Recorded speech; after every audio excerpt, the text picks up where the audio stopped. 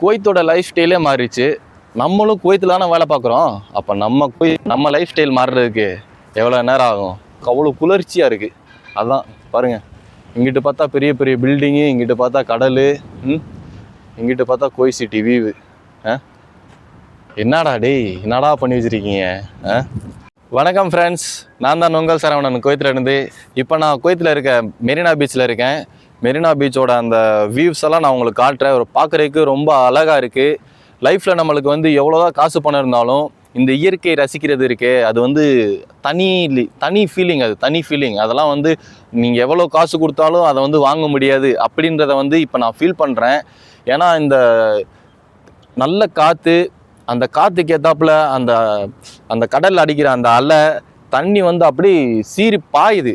அந்த வியூவை நான் உங்களுக்கு இப்போ காட்டுறேன். கூடயே இருங்க, வாங்க, வீடியோ ஸ்கிப் பண்ணாமல் பாருங்கள். உங்களுக்கு நான் காட்டுறேன், நீங்களும் பார்த்து என்ஜாய் பண்ணுங்கள். எப்படி இருக்குன்னு சொல்லி நீங்கள் கீழே இருக்க கமெண்ட்டில் மறக்காமல் கமெண்ட் பண்ணுங்கள். வாங்க, அந்த குவைத் சிட்டியோட வியூவை பாருங்கள். குவைத் மெரினா மாலில் இருந்தால் நான் உங்களுக்கு காட்டுறேன். பார்க்குறதுக்கு அவ்வளோ அருமையாக அழகாக இருக்குங்க. பாருங்கள், ஜூம் பண்ணுறேன். எப்படி இருக்குன்னு பார்க்குதா? எப்படி இருக்குன்னு தெரியுதா? இதுதான் Kuwait Marina mall, full Kuwait. அப்படியே நான் உங்களுக்கு ஜூம் போட்டேன். பார்க்குறதுக்கு ரொம்ப அழகாக இருக்குது.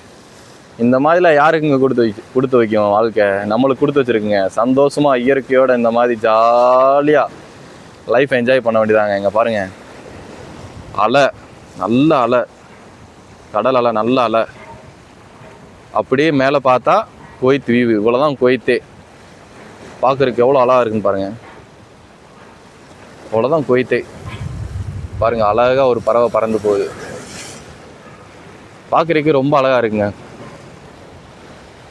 சூப்பராக இருக்குது. நீங்களும் குவைத் வாங்க, இந்த மாதிரி இயற்கையை ரசிங்க ஜாலியாக. எப்படி இருக்குன்னு பாருங்கள். தண்ணி பாருங்கள் எப்படி வருதுன்னுங்க, தெரியுதா? சந்தோஷமாக இருக்குது. எந்த ஒரு இதுவும் இல்லை. எந்த ஒரு நான் எனக்கு இது வேணும் அது வேணும், நான் இது சேர்க்கணும் அது சேர்க்கணும், அந்த மாதிரி எந்த ஒரு ஃபீலிங்கும் கிடையாது. அந்த மாதிரி கமிட்மெண்ட் கிடையாது. நான் இப்படி தான், அவ்வளோதான். என்னை யாரும் தொடாதீங்க, என்னை தொட்டால் நான் உங்களை விட மாட்டேன். அந்த மாதிரி தான். கடல் பாருங்கள், பார்க்குறதுக்கு எவ்வளோ அழகாக இருக்குன்னு. இது மட்டும் இல்லை, இதோட அப்படியே குவைத் வியூவையும் நம்மளுக்கு காட்டுறேன். பாருங்கள், தெரியுதா? இது வந்து பேபிள் ரெஸ்டாரண்ட் பக்கத்தில் நான் இருக்கேன். மெரினா பீச் யாராவது குவைத்தில் வந்திருந்தாங்க, மெரினா மால் வந்திருந்தாங்க அப்படின்னா அவங்களுக்கு கண்டிப்பாக தெரியும். பேபிள் பக்கத்தில் தான் இருக்கேன் நான். இதுதான் பேபிள் ரெஸ்டாரண்ட். நம்ம உள்ளே போகிறதில்ல, இப்போ பூட்டியிருக்கோம். சரிங்களா? அடுத்த வாய்ப்பு கிடச்சா கண்டிப்பாக அங்கேயும் வந்து நான் உங்களை கூட்டிகிட்டு போகிறேன் ஒரு நாள். ஓகேவா? குவைத்தில் மெரினா பீச் பார்க்குறதுக்கு ரொம்ப அழகாக இருக்குது. அங்கே அந்த கடலில் வர அந்த அலை வந்து பார்க்குறதுக்கு உண்மையிலே ரொம்ப அழகாகவும் அற்புதமாகவும் இருக்குது. மோஸ்ட்லி நீங்கள் அந்த கடல் வாழ் மக்களுக்கெல்லாம் அவங்களுக்குலாம் தெரியும் அந்த இயற்கையோட அழகு வந்து எப்படி இருக்கும், அந்த வாழ்க்கை எப்படி இருக்கும், அந்த காற்றை சுவாசிக்கிறது, அந்த ஈரக்காற்றை சுவாசிக்கிறது வந்து எவ்வளோ அருமையாக இருக்குன்றது அவங்களுக்கு தெரியும். தண்ணி பாருங்கள், இங்கே வருதுங்க. இங்கே பாருங்கள், தெரியுதா உங்களுக்கு? தண்ணி இங்கே வருது. வருதான் பார்ப்போம். 1 2 3. வெயிட் பண்ணுங்க, கண்டிப்பாக வரும். பார்த்தீங்களா தண்ணி எவ்வளோ தூரம் வருதுன்னு பாருங்கள். வெயிட் பண்ணுங்க, பார்க்கலாம். இங்கே பாருங்கள், தண்ணி இங்கே வரைய வருது. இங்கே வரைய வந்திருக்கு. இங்கே வரைய கண்டிப்பாக வரும். குவைத் சிட்டி தெரியுதா உங்களுக்கு? அதுதான் குவைத் சிட்டி. புரியுதுங்களா? குவைத் சிட்டியும் பார்க்குறதுக்கு இங்கேருந்து கண்ணுக்கு அவ்வளோ அழகாக அற்புதமாக இருக்குது. இந்த மாதிரிலாம் வந்து பார்க்குறதுக்கு கொடுத்து வச்சுருக்கணும். எனக்கு கொடுத்து வச்சுருக்குன்றதை நினைக்கும் போது எனக்கு ரொம்ப சந்தோஷமாக இருக்குது. இதை விட ஒரு மனுஷனுக்கு வேறு என்னங்க வேணும்? இயற்கையை ரசிக்கிறோம், ஜாலியாக இருக்கும், நிம்மதியாக சாப்பிட்றோம், தூங்குகிறோம். எந்த ஒரு இதுவும் மைண்டில் இல்லை. அவ்வளோதான். நான் வேலைக்கு போகிறேன், வேலைக்கு போய்ட்டு ரூமுக்கு வரேன்.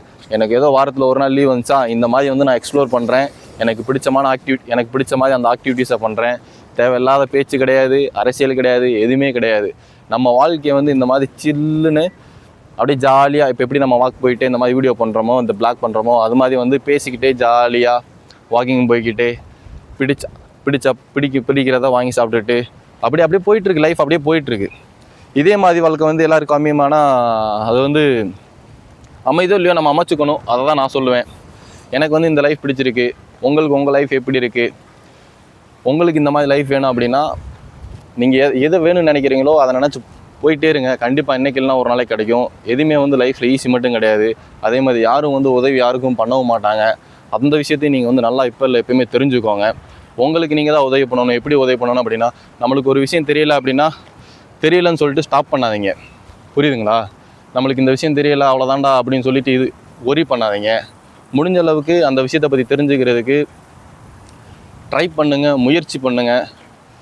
முயற்சியை வந்து முயற்சியோட மிகப்பெரியது இந்த உலகத்தில் வேறு எதுவுமே கிடையாது.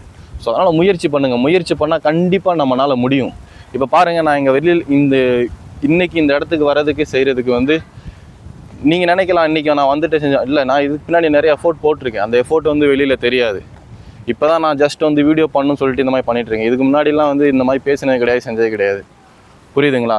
நீங்களும் வந்து இந்த மாதிரி உங்களுக்கு எதாவது வேணும், அச்சீவ் பண்ணணும், லைஃப்பில் எதாவது பண்ணணும், செய்யணும்னு நீங்கள் வந்து நினச்சிங்க அப்படின்னா அதுக்கான எஃபோர்ட் போடுங்க, கண்டிப்பாக நடக்கும். இன்றைக்கி நீ என்ன எல்லாமே இருக்கா அப்படின்னு கேட்டால் கண்டிப்பாக கிடையாது. இப்போ வரைக்கும் நம்ம ஜீரோ தான். பட் எல்லா நாள் வந்து ஜீரோ வந்து எல்லா நாள் இருக்காதுங்க. அந்த ஜீரோ ஒரு நாள் வந்து நெகட்டிவாகவும் போகலாம், பாசிட்டிவாகவும் போகலாம். இன்றைக்கி வேணால் மேபி நெகட்டிவில் இருக்கலாம். ஆனால் எல்லா நாளும் நெகட்டிவாக இருக்குமான்னு சொல்ல முடியாதுல்ல. ஒரு நாள் அது பாசிட்டிவ் மாதிரி தானே ஆகணும். ஸோ மாறுற வரைக்கும் நம்ம வெயிட் பண்ணுவோம். நம்ம செய்யக்கூடிய செயலை வந்து செஞ்சுக்கிட்டே இருப்போம்.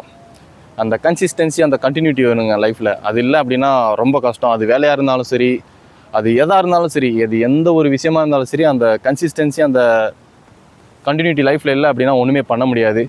அது வந்து என்கிட்ட இருக்குது. அது இருக்கிற வரைக்கும் வந்து யாருனாலும் ஒன்றுமே பண்ண முடியாது. நான் அப்படி தான் போயிட்டே இருப்பேன் ஜாலியாக. ஓகே சரவணா, இதை பண்ணு, இதை பண்ணாத, இப்படி தான் இருக்கணும், செய்யணும்னு சொல்லிட்டு போயிட்டே இருப்பேன். இதை ஏன் நீ வந்து இந்த மாதிரி வீடியோ பண்ணி போட்டுருக்க அப்படின்னா, நிறைய பேருக்கு வந்து தெரியலங்க. நம்மளுக்கு இவங்க உதவி பண்ண மாட்டாங்க, அவங்க உதவி பண்ண மாட்டாங்கன்னு சொல்லி நம்ம தேவையில்லாமல் வந்து நிறைய பேரை ப்ளேம் பண்ணிகிட்ருக்கோம். நம்ம ப்ளேம் பண்ண வேண்டிய அவசியம் இல்லைங்க. ப்ளேம் பண்ணி யாரையும் ப்ளேம் பண்ணி நம்ம டயத்தை வேஸ்ட் பண்ண வேண்டிய அவசியமே இல்லை. நம்ம கையில் செல்லு இருக்கா, செல்லுலேயே எல்லா விஷயம் இருக்குது. லேப்டாப் இருக்கா, லேப்டாப்லேயே எல்லா விஷயம் இருக்குது. இதுவே போதும் நம்மளுக்கு. என்ன பண்ணணும், ஏது பண்ணணுன்றதை வந்து நீங்கள் அவங்கக்கிட்ட கேட்டிங்கன்னா அவங்களே சொல்லுவாங்க. இதுக்கு வந்து நல்ல அந்த எக்ஸ்பீரியன்ஸ் இருக்குது. இவனை கேட்டால் சொல்லுவான், அவனை கேட்டால் சொல்லுவான், அவனுக்கு தெரிஞ்சால் சொல்லுவான். அவனுக்கு ஒரு மாதிரி எக்ஸ்பீரியன்ஸ் இருக்கும், நம்மளுக்கு ஒரு மாதிரி எக்ஸ்பீரியன்ஸ் இருக்கும். ஸோ அதுவும் இதுவும் சிங்க் ஆகுது, எல்லாருக்குமே சிங்க் ஆகுது. ஒரு சிலருக்கு மேபி அந்த மாதிரி இருக்கலாம், பட் எல்லாருக்குமே அந்த மாதிரி ஆகிறதுக்கு வாய்ப்புகள் ரொம்ப கம்மி அப்படின்றத நான் பார்க்குறேன். நீங்கள் இதை எப்படி பார்க்குறீங்க அப்படின்றத மறக்காமல் கீழே இருக்க கமெண்ட் பாக்ஸில் சொல்லுங்கள். ஓகேவா? நான் பார்த்து தெரிஞ்சுக்கிறேன். பாருங்கள், கோய் சிட்டி வியூவு பார்க்குறதுக்கு எவ்வளோ அழகாக இருக்குன்னு பாருங்கள். இங்கேருந்து பார்க்குறதுக்கு ரொம்ப அருமையாக இருக்குது. பாருங்கள், இவ்வளோதான் கோயத்தே பார்க்குறதுக்கு அவ்வளோ அழகாக இருக்குது, அற்புதமாக இருக்குது. இந்த மாதிரி நீங்கள் பார்த்துருக்கீங்களா? நீங்கள் கோயத்தில் இருக்கீங்க அப்படின்னா கண்டிப்பாக பார்த்துருப்பீங்க. நீங்கள் பார்த்துருந்தா மறக்காமல் நம்ம சேனலில் நம்ம வீடியோவில் கீழே இருக்க கமெண்ட் செக்ஷனில் கமெண்ட் பண்ணுங்கள். சரியா? நான் பார்த்து தெரிஞ்சுக்கிறேன் கோயத்தில் நீங்கள் எந்த லொக்கேஷனில் இருக்கீங்க அப்படின்னு சொல்லி. நான் கோயத்தில் சால்மியா பிளாக் டோரில் தான் இருக்கேன். நீங்கள் எங்கே இருக்கீங்க அப்படின்றத அதையும் சொல்லுங்கள். ஓகேவா? வாங்க நம்ம ஜாலியாக பேசிக்கிட்டே போவோம். நீங்கள் பாருங்கள், கோய் சிட்டி எனக்கு அதை வந்து பற்றி பேசிகிட்டே இருக்கலாம். அவ்வளோ அருமையாக இருக்குது பார்க்குறதுக்கு, கண்ணுக்கு அவ்வளோ குளிர்ச்சியாக இருக்குது. அதுதான் பாருங்கள், இங்கிட்டு பார்த்தா பெரிய பெரிய பில்டிங்கு, இங்கிட்டு பார்த்தா கடல், இங்கிட்டு பார்த்தா கோய் சிட்டி வியூவு. என்னடா என்னடா பண்ணி வச்சுருக்கீங்க? செதுக்கியிருக்காங்க. அப்படியே கோயத்தை செதுக்கியிருக்காங்க. கோயத்தை பொறுத்தளவுக்கு இந்த கடுகு சிறுத்தாலும் காரம் சரியான்னு சொல்லுவாங்களே, அதுதாங்க கோயத்தோட வேறு லெவலு. கோயத்தை பற்றி சொல்லணும்னா சொல்லிகிட்டே போகலாம். கோயத்தை பற்றி ஷார்ட்டாக ஒன்று சொல்கிறேன். கடுகு சிறுத்தாலும் காரம் குறையாது. அது கோயத்துக்கு வந்து ரொம்பவே பொருந்தும். ஏன் அப்படின்னா, கோயத்து வந்து இன்றைக்கி உலக நாடுகளிலே நம்பர் 1 இருக்குது. அதுக்கு காரணம் என்னன்னு தெரியுமா? இங்கே இருக்க ஆயில் தான், அதுதான் உண்மை. ஆனால் இதே கோயத்து ஒரு காலத்தில் வெறும் பாலைவனம் தான். சாப்பிட்றதுக்கு சரியான சாப்பாடு இல்லை, தண்ணி இல்லை, விவசாயம் இல்லை, வாழ்க்கையே ரொம்ப கஷ்டமாக இருந்துச்சு. ஆனால் இன்றைக்கி கோயத்தோட லைஃப் ஸ்டைலு வேறு லெவலில் மாறிடுச்சு. அதுக்கு காரணம் என்ன? அது ஆயில். நம்ம ஊரில் தோண்ட மண்ணுக்கு அப்புறம் கல்லுக்கு அப்புறம் தண்ணி தான் வரும். ஆனால் இங்கே தக்காளி தோண்ட வெறும் ஆயில் தான் வந்துச்சு. அதுக்கப்புறம் வேறு என்ன? கோயத் மக்களோட லைஃப் ஸ்டைலே வேறு லெவலில் மாறிடுச்சு. இன்றைக்கி கோயத் தினார் தான் உலக நாடுகள்லேயே நம்பர் 1. அது மட்டும் கிடையாது, இங்கே பாருங்கள், இந்த மாதிரி நீங்கள் எங்கே சுற்றி பார்த்தாலும் பெரிய பெரிய பில்டிங்கு, பெரிய பெரிய மால்ஸ், சூப்பர் மார்க்கெட், ஹாஸ்பிட்டல், நல்ல இந்த மாதிரி ரோடு அப்படின்னு சொல்லி எல்லாம் வேறு லெவலில், அவங்களோட லைஃப் ஸ்டைலே வேறு லெவலில் மாறிடுச்சு. இது உங்களால் நம்ப முடியுதா? நீங்கள் நம்பி தான் ஆகணும். நீங்கள் எல்லாத்தையுமே இந்த வீடியோஸ் எல்லாத்தையுமே நீங்கள் இந்த ஃபுட்டேஜில் நீங்கள் பார்த்துட்டு தான் இருக்கீங்க. இதை நீங்கள் நம்பி தான் ஆகணும். கோயத் வந்து ரொம்ப அருமையாக இருக்குது. எனக்கு இதில் என்ன ஒரு சந்தோஷமான விஷயம் அப்படின்னா, குவைத்தோட லைஃப் ஸ்டைலே மாறிடுச்சு. நம்மளும் குவைத்தில் தானே வேலை பார்க்குறோம். அப்போ நம்ம லைஃப் ஸ்டைல் மாறுறதுக்கு எவ்வளோ நேரம் ஆகும்? கண்டிப்பாக நம்ம லைஃப் ஸ்டைலும் மாறும். இதில் எனக்கு ரொம்ப நம்பிக்கை இருக்குது. ஏன் அப்படின்னா, அதாவது குவைத் வந்து எவ்வளோ சின்ன நாடாக இருந்தாலும் சரி, ஆனால் வளர்ச்சியில் வந்து குவைத்தை வந்து அடிச்சுக்க முடியாது அப்படின்றத வந்து உலக நாடுகளுக்கே வந்து ப்ரூவ் பண்ணுச்சுல்ல. அப்படி இருக்கும்போது குவைத்தில் வேலை பார்க்குற எனக்கு வந்து அந்த இது நடக்காதா என்ன? நடக்குன்ற அந்த நம்பிக்கை எனக்கு இப்போ இல்லை, எப்பயுமே இருக்குது. அதை நம்பி தான் நானும் போயிட்டுருக்கேன். நீங்கள் அதே மாதிரி உங்களை நீங்களே நம்புங்க. நீங்கள் எங்கே இருந்தாலும் சரி, நீங்கள் என்ன படிச்சிருந்தாலும் சரி, எந்த வேலையில் இருந்தாலும் சரி, உங்களை நீங்களே நம்புங்க. உங்கள் மேலே நீங்கள் நம்பிக்கை வைங்க. உங்கள் மேலே நீங்கள் நம்பிக்கை வைக்கல அப்படின்னா வேறு யாரை நம்பிக்கை வைப்பா? சரிதானே? கண்டிப்பாக நம்ம லைஃப்பும் மாறும் அப்படின்னு இந்த வீடியோவிலேருந்து விடைபெறுகிறேன். அடுத்த வீடியோவில் பார்க்கலாம். டாட்டா பாய்.